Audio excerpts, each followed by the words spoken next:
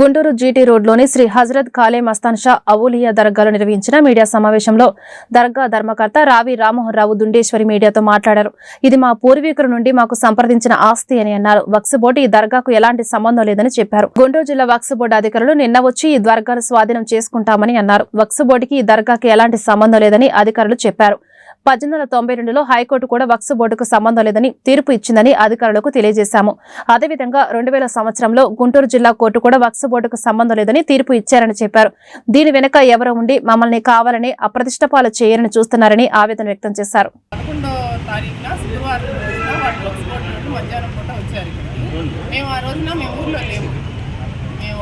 టెంపుల్కి వెళ్ళి అక్కడి నుంచి ఈయన కొంచెం ట్రీట్మెంట్ కోసం 15 రోజులు కేరళలో ట్రీట్మెంట్ కోసం అని వెళ్ళాము.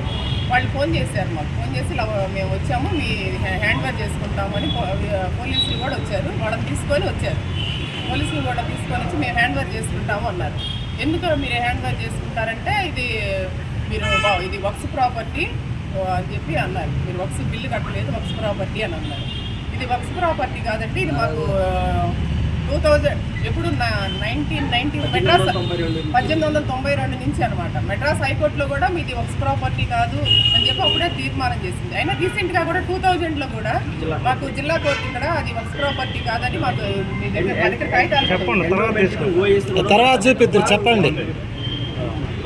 అదే మేము చూపించాలి కదా ప్రూఫ్. ఇది మేము ఊరికి చెప్పేస్తే కాదు కదా, ఇది వక్స్ ప్రాపర్టీ కాదని ఇది మాకు ఇచ్చింది జిల్లా కోర్టు ఇచ్చిన ఆర్డర్ ఇది. సరే ఆ రోజున వాళ్ళు ఫోన్ చేసినప్పుడు మేము చెప్పాము, ఏంటి సరే మేమైతే ప్రోగ్రామ్ క్యాన్సిల్ చేసుకొని మేము మండే మీ దగ్గరికి వచ్చి కలుస్తామండి అని అన్నాం. మండే వచ్చి కలుస్తామంటే నేను సరే మా సార్ రామ్మోహన్ రావు గారు నేను మండే వాళ్ళకి ఫోన్ చేశారు. వాళ్ళు ఎవరు ఫోన్ లిఫ్ట్ చేయాలి. విజయవాడ ఆఫీస్ దగ్గరికి వెళ్ళారు. ఎక్కడ కలవమంటారంటే విజయవాడ ఆఫీస్ చెప్పారు, కాళేశ్వర మార్కెట్. అక్కడికి వెళ్ళి కలవండి రండి అని అన్నారు. సరే అక్కడికి వెళ్ళి వచ్చి కలుస్తామంటే నేను వెళ్తే వాళ్ళు ఎవరు ఫోన్లు ఎత్తలేదు, అక్కడ ఎవరు కలవలేదు.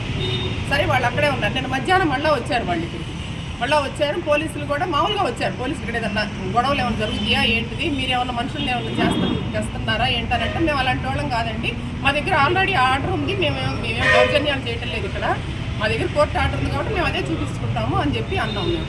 సరే వాళ్ళు వచ్చారు. వాళ్ళు వచ్చినప్పుడు ఈయన బయట ఉన్నారు. అదే వాళ్ళని కలుస్తానికి వెళ్ళారు. నేను 1 గంటన్నరలో వస్తానండి అని చెప్పారు. 1 గంటన్నరలో వస్తానంటే సరే వాళ్ళు 1 గంటన్నర కూర్చున్నారు. వీళ్ళేమో వెళ్ళిపోయారు. మరి ఏమనుకొని వెళ్ళారంటే పోలీసులకు వెళ్ళేటప్పుడు చెప్పారు, రేపు 11ంటికి వచ్చి మేము హ్యాండ్ ఓవర్ చేసుకుంటాం, మీరు కూడా ఇక్కడ ఉండండి అని.